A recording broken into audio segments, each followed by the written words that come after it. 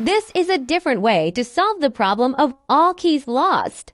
We remove the wafers from the lock, but there isn't any figure on the wafer. We used 2M2 TANK CNC key cutting machine to solve this problem. Please follow my instructions. At first, we have to find this key option. This is HU100. Enter this option. Depending on the guide picture, we need to install the key on the clamp. Here we input 1 on every position, and then click Cut.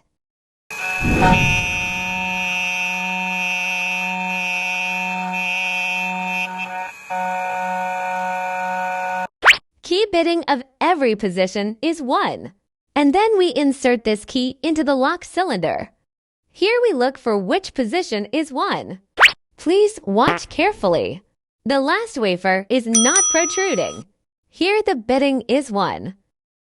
And then we use key bittings too. Same way. Insert it into the lock, and then watch the wafers again. Same way. We'll look for the wafers that are not protruding. These 3 positions are 2. And then we use the key that bitting is 3. Same way, insert it into the lock. These 3 positions are not protruding. Key bittings are 3. And then we use the keys that bittings are 4. Please watch it carefully. The position that's not protruding is 4.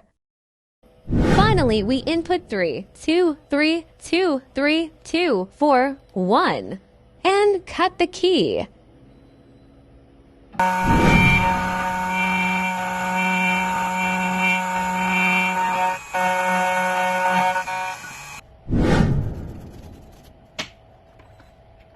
Finished cutting. Trying to turn the lock. Perfect.